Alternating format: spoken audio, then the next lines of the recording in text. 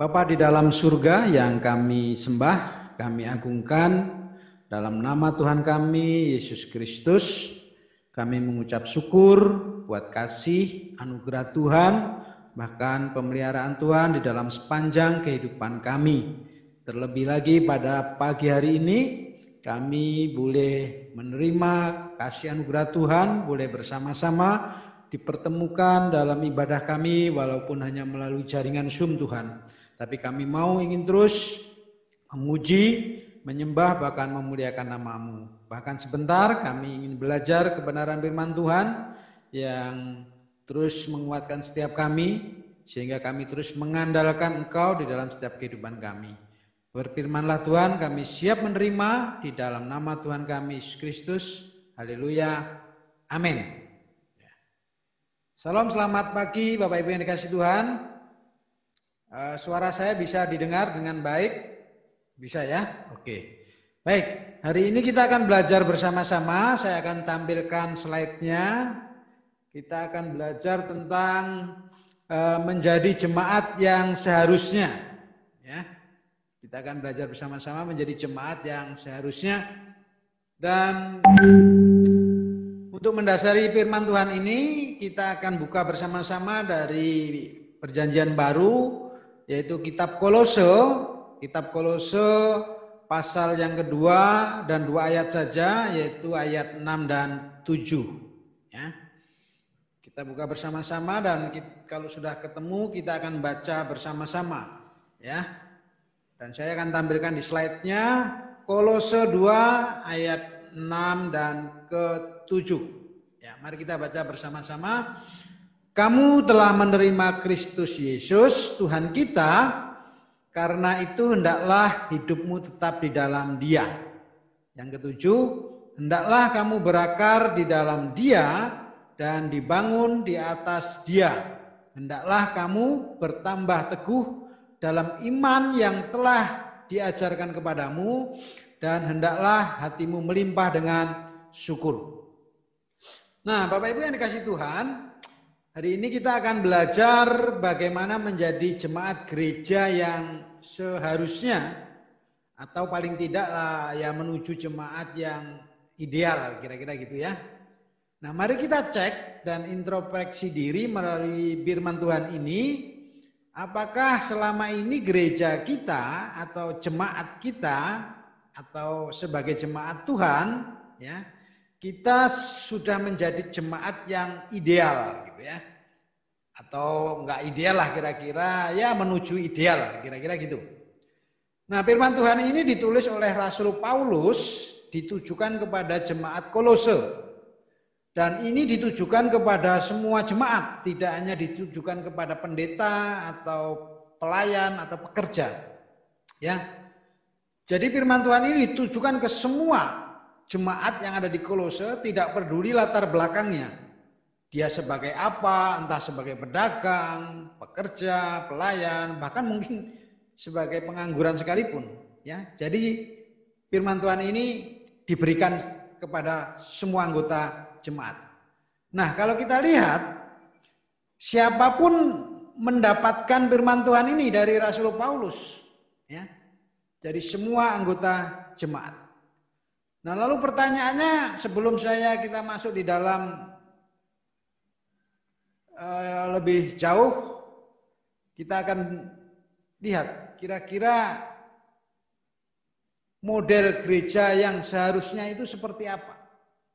Nah, ini saya mendapatkan sebuah gambar ya, karena pandemi saya nggak tahu, ini ada gereja lalu dia pasang semua pakaian-pakaian di sana gitu ya. Lalu banyak orang yang komen gitu.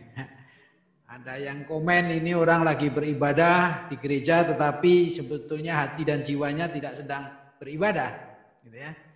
Ada yang komen ya ini nanti pada waktu sedang beribadah terjadi rapture atau sebuah pengangkatan. Jadi semua orang-orang yang di sana terangkat ya, di surga begitu ya. Tetapi ada juga yang bilang wah ini karena musim pandemi nggak ada jemaat yang beribadah, jadi gerejanya buat jemur pakaian gitu ya. Ya, macam-macam itu komennya ya. Tetapi saya ingin ingatkan, mari kita memikirkan bersama bagaimana supaya kita bisa menuju gereja yang seperti dikatakan oleh Rasul Paulus. Ya. Nah, kalau menurut firman Tuhan, ya, tadi apa yang disampaikan oleh Rasul Paulus, ya, nah model gereja yang seharusnya itu seperti Kolose 2 ayat 7. Di sana dikatakan apa? Hendaklah kamu berakar di dalam Dia dan dibangun di atas Dia. Hendaklah kamu bertambah teguh dalam iman yang telah diajarkan kepadamu, dan hendaklah hatimu melimpah dengan syukur. Nah, sekarang mari kita akan belajar bersama memikirkan bagaimana supaya kita bisa menuju gereja seperti yang dikatakan Paulus. Ya. Mungkin pertanyaannya begini. Gereja itu apa sih? Gitu. Apakah gereja itu adalah kumpulan jemaat atau bangunan gedung? Ya. Bapak Ibu negasi, bukan. Gereja adalah orang-orang yang keluar dari kegelapan menuju terang. Ya. Jadi arti sesungguhnya itu. Nah, oleh karena itu sebenarnya maka Rasul Paulus mengingatkan jemaat Kolose bukan pada acara ibadahnya, bukan pada ibadah gerejanya, atau mempersoalkan bangunan gedung gerejanya, tetapi Rasul Paulus mengingatkan kepada jemaat Kolose itu menekankan kepada kehidupan rohani anggota gerejanya. Nah, oleh karena itu mari kita belajar dari apa yang disampaikan oleh Rasul Paulus kepada jemaat Kolose, bagaimana menjadi gereja yang sesungguhnya. Nah, kita lihat di dalam Kolose 2 ayat 6 sampai 7 itu ada 4 langkah gitu ya, atau 4 step. Nah, mari kita belajar yang pertama. Step yang pertama dikatakan di sana, kamu telah menerima Kristus Yesus. Ya, jadi Bapak Ibu yang dikasih Tuhan, langkah pertama adalah menerima Yesus secara pribadi. Mengapa? Karena banyak orang Kristen sejak kecil atau lahir sudah Kristen, menikah Kristen, hidupnya sehari-hari Kristen, ke gereja gitu ya. Tetapi pertanyaannya, apakah sudah menerima Yesus secara pribadi? Bahkan mungkin kalau lebih ekstrim mengalami perjumpaan secara pribadi gitu ya. Maka yang sering terjadi, yang sering kita lihat adalah di kantong-kantong Kristen itu terjadi apa? Sebuah Kristen tradisi. Ya. Nah, kita sebagai orang Pentakosta atau Pantekosta itu terkenal dengan gerakan penginjilan, yaitu sebuah gerakan untuk menerima Yesus Kristus. Nah, mari mulai saat ini kita cek apakah kehidupan kita sudah benar-benar dan sungguh-sungguh menerima Yesus secara pribadi atau masih sebagai tradisi saja. Ya. Oleh karena itu, mari kita jangan sampai saya memberikan sebuah ilustrasi begini. Nah, kalau kita di terminal bis gitu kan, itu ada petugas yang bilang, ayo Bandung, silakan berangkat, Bandung, gitu kan. Nah, tapi setelah berangkat dia sendiri nggak pernah berangkat gitu ya. Nah, jangan sampai kita teriak sibuk gitu ya, penginjilan teriak, ayo terima Yesus gitu ya. Setelah banyak orang menerima Yesus dan diselamatkan, ya kita sendiri tidak diselamatkan, kita tertinggal ya, seperti kernet bis tadi dia bilang Bandung gitu ya. Begitu orang udah naik semua penuh berangkat ke Bandung, dia tinggal di terminal aja. Nah, harusnya kita bisa belajar tentang itu. Nah, oleh karena itu Bapak Ibu, mari kita melihat bahwa ketika seseorang telah menerima Kristus, maka karakternya akan berubah dan terus bertumbuh. Sebab tanpa ada kuasa Kristus mustahil manusia dapat berubah dari jahat menjadi baik. Yang ada manusia ini kan dari jahat berubahnya semakin hari semakin menjadi jahat. Ya. Lalu pertanyaannya, berubah itu apa sih? Gitu. Berubah itu adalah menjadi baik dari hari kemarin. Gitu ya. Jadi jangan membandingkan diri kita dengan orang lain. Ya, jadi nggak mungkin saya akan dibandingkan dengan Kak Yogi, dengan Kak Uli, dengan Aquila, begitu ya. Tetapi saya akan membandingkan dengan diri saya sendiri. Ya, apakah saya lebih baik dari tahun lalu, gitu ya. Nah, oleh karena itu mari kita cross check. Apakah kita ada perubahan di dalam hidup kita setelah menerima Yesus Kristus? Nah, oleh karena itu Bapak Ibu yang dikasihi Tuhan, mari kita renungkan kembali. Apakah kita menerima Yesus Kristus secara pribadi? Ya. Wahyu 3:20 dikatakan, aku berdiri di muka pintu dan mengetok. Jikalau ada orang yang mendengar suaraku dan membukakan pintu, aku akan masuk mendapatkannya dan aku akan makan bersama-sama dengan dia dan ia bersama-sama dengan aku. Ya. Jadi Tuhan Yesus selalu mengetok pintu. Barang siapa yang membukakan pintu, dia akan masuk. Oleh karena itu, banyak kita selama ini menjadi orang Kristen, tapi kita tidak pernah membuka hati secara pribadi, secara khusus, sehingga Tuhan Yesus tidak pernah sungguh-sungguh masuk hadir di dalam kehidupan kita. Nah, menerima Yesus itu artinya, Bapak Ibu, yang pertama adalah justifikasi, dibenarkan oleh Kristus. Gitu ya. Maksudnya apa? Kalau kita menerima Yesus itu artinya dalam tahapan ini kita itu diselamatkan dari hukuman dan kutuk dosa. Jadi usaha kita tidak ada artinya. Sebab yang dibutuhkan adalah iman sebagai respon kita akan kasih karunia Tuhan. Kelahiran baru adalah perjalanan awal dari rohani kita di dalam Kristus. Itu sebabnya proses keselamatan tidak berhenti sampai di sini. Ya, terima Tuhan Yesus, dibaptis, sudah percaya. Tidak. Ya. Ada proses selanjutnya yang disebut dengan progressive sanctification, yaitu pertumbuhan di dalam kesucian. Ya. Bagi orang-orang yang sudah menerima Yesus Kristus, dia dibenarkan di dalam Tuhan, maka dia akan mengalami pertumbuhan. Ya. Yang disebut dengan pengudusan atau sanctification di dalam bahasa teologinya. Ya. Nah, kita sedang diselamatkan dari kuasa dosa. Ini adalah proses pengudusan dan pendewasaan secara terus-menerus oleh firman Tuhan dan oleh Roh Kudus-Nya. Di dalam proses ini usaha kita penting. Namun diingat, ya, usaha kita bukan dengan kekuatan kita, tetapi Tuhanlah yang memperlengkapi kita dengan kemampuan dan kemampuan. Ya. Seperti firman Tuhan dikatakan di dalam Filipi 1:6. Ya. Nah, dalam dimensi ini kita diproses untuk menjadi serupa dengan gambar Kristus. Untuk itu kita harus taat, setia, banyak mengalami peperangan rohani. Kalau di dalam peperangan ini kita sempat jatuh di dalam dosa, ya tentu saja kita mengakui dosa dan bertobat. Nah, oleh karena itu ayat yang ke-7 dikatakan di dalam Kolose 2 tadi, hendaklah kamu berakar di dalam Dia dan dibangun di atas Dia. Hendaklah kamu bertambah teguh dalam iman yang telah diajarkan kepadamu dan hendaklah hatimu melimpah dengan syukur. Nah, ketika proses menerima Yesus kita sudah melalui tahap justifikasi, dibenarkan oleh Kristus, lalu mengalami pertumbuhan dalam kesucian yang disebut bahasa teologinya sanctification, maka kita akan masuk di dalam namanya nanti kelak, masa yang akan datang disebut dengan glorification atau pemuliaan. Nah, ini yang disebut dengan keselamatan final, di mana kita akan diselamatkan dari kehadiran dosa.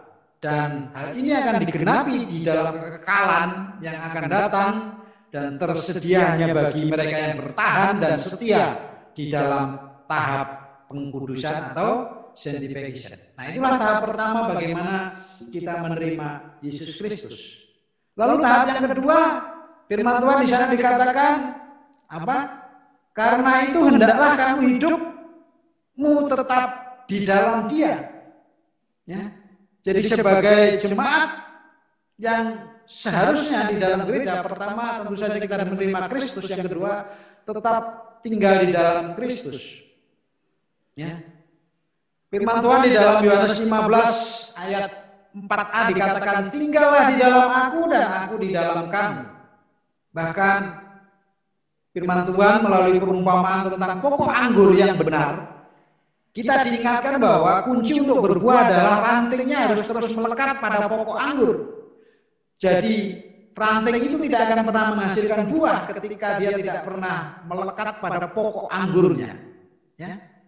Di ayat 4b dikatakan di dalam Yohanes 15 itu, ranting tidak dapat berbuah dari dirinya sendiri kalau ia tidak tinggal pada pokok anggur.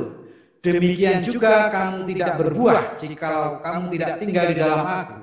Oleh karena itu Kristus adalah pokok anggur itu. Oleh karenanya orang percaya harus tetap tinggal di dalam Kristus jika ingin mengalami hidup yang berkemenangan setiap hari. Nah, Bapak Ibu yang dikasihi Tuhan, mari kita mencatat. Alkitab menyatakan bahwa ada berkat-berkat yang Tuhan sediakan bagi orang yang tetap tinggal di dalam Dia. Yang pertama, kita dibebaskan dari hukuman. Di dalam Roma 8 ayat 1 dan 2 dikatakan, demikianlah sekarang tidak ada penghukuman bagi mereka yang ada di dalam Kristus Yesus. Roh yang memberi hidup telah memerdekakan kamu dalam Kristus dari hukuman dosa dan hukuman maut. Ya? Jadi kalau kita tinggal di dalam Dia, maka ada berkat satu, kita dibebaskan dari hukuman. Yang kedua, kita diperkenankan untuk meminta apa saja. Ya? Tuhan Yesus berkata di dalam Yohanes 15 ayat 7 berkata, jikalau kamu tinggal di dalam aku dan firman-Ku tinggal di dalam kamu, mintalah apa saja yang kamu kehendaki dan kamu akan menerimanya. Yohanes 15 ayat yang ke-7. Jadi apapun yang kita minta dan kita doakan asal sesuai kehendak Tuhan dan di dalam namanya, maka akan diberikan Bapa kepada kita. Apa yang kamu minta kepada Bapa dalam namaku, diberikannya kepadamu. Ya? Oleh karena itu tahap kedua menjadi jemaat yang sesungguhnya, kita harus tinggal di dalam Kristus. Nah, tahapan yang ketiga, ya, di dalam firman Tuhan ini dikatakan bahwa hendaklah kamu berakar di dalam Dia dan dibangun di atas Dia. Ya. Nah, tadi sudah menerima Yesus Kristus, lalu tinggal di dalam Dia, maka kehidupan kita harus berakar. Ya.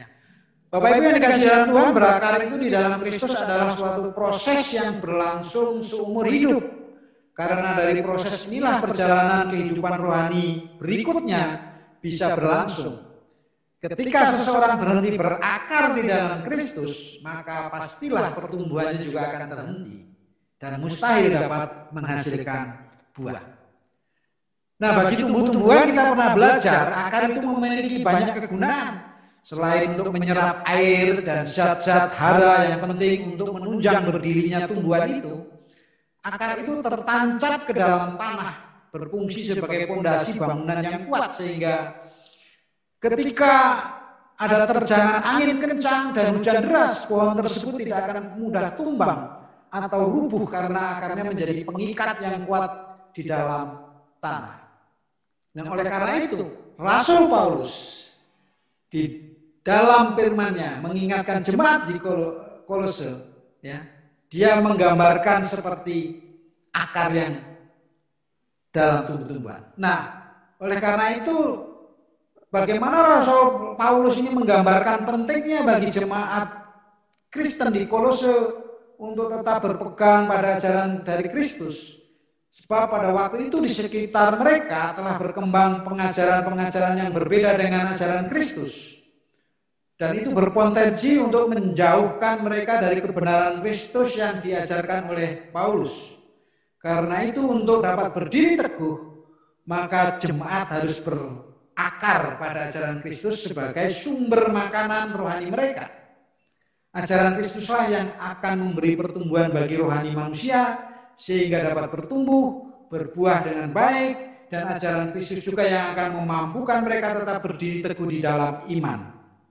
Nah, Bapak Ibu dikasihi Tuhan, pertumbuhan iman kita sama seperti sebuah tumbuhan, harus mempunyai akar yang kuat. Tanpa itu maka iman kita akan mudah ditumbangkan oleh dunia ini. Berakar di dalam Kristus adalah sebuah jaminan akan pertumbuhan iman yang baik di dalam hidup kita. Apalagi dunia dalam kondisi pandemi seperti ini. Kalau hidup kita tidak pernah berakar di dalam ajaran Kristus, maka kita akan tumbang. Oleh karena itu mari kita masuk pada tahap yang keempat. Yang pertama tadi dikatakan menerima Kristus, yang kedua adalah tinggal di dalam Dia, yang ketiga berakar dan bertumbuh, dan yang keempat adalah bersyukur, ya. Nah, saya senang kata bersyukur ini ditaruh paling belakang, ya. Dan hendaklah hatimu melimpah dengan syukur. Dan orang tidak akan mungkin bisa bersyukur kalau dia tidak pernah menerima Yesus, tinggal di dalam Dia, lalu berakar dan bertumbuh. Kata-kata syukur itu hanya bisa dilakukan, diucapkan ketika dia sudah melewati 3 proses tahapan itu. Ya. Nah, lawan kata bersyukur itu adalah rakus, serakah. Ya. Nah, saya kasih ilustrasi begini ya, Kak Uli, Aquila, dan lain itu kan guru. Nah, pasti tahu pembagian itu. Kalau 1 dibagi 1, itu hasilnya adalah 1. Itu artinya apa? Kalau kita memberi 1, maka kita akan mendapat juga 1. Itu kira-kira gitu ya, ilustrasinya. Tetapi kalau kita memberi 1, tetapi kita ingin mendapatkan 2, maka yang dapat adalah 1 dibagi 2 itu adalah setengah. Tetapi kalau kita memberi 1, nah 1 dibagi 0, ya itu hasilnya tak terhingga, tidak bisa dihitung. Ya. Jadi kalau kita memberi, itu artinya dengan ucapan syukur kita tidak mengharapkan imbalan, maka Tuhan akan memberikan balasan yang terhitung bagi kita. Dan oleh karena itu firman Tuhan dikatakan, Rasul Paulus mengingatkan, kalau hidup kita sebagai jemaat yang sesungguhnya, yaitu menerima Yesus Kristus secara pribadi, kita selalu tinggal di dalam Dia, kita bisa bertumbuh berbuah, lalu kita berakar, tidak mudah diumbang-ambingkan oleh pengajaran dunia, maka kita tidak akan mudah tumbang sekalipun corona ada di dunia ini. Maka dalam segala hal kita akan bisa mengucap syukur. Nah, oleh karena itu saya mengingatkan, marilah kita belajar, kita menjadi jemaat yang ideal, yaitu menerima Yesus secara pribadi, mengalami perjumpaan pribadi, tetap tinggal di dalam Dia, dan tentu saja berakar di dalam Dia, di dalam ajarannya, tidak pernah goyah, tidak pernah meninggalkan, menggadaikan, menukarkan, gitu ya. Dan yang keempat, kita terus bersyukur dalam kondisi apapun, baik tidak baik waktunya, kita terus bersyukur. Terima kasih, Tuhan Yesus memberkati. Mari kita berdoa.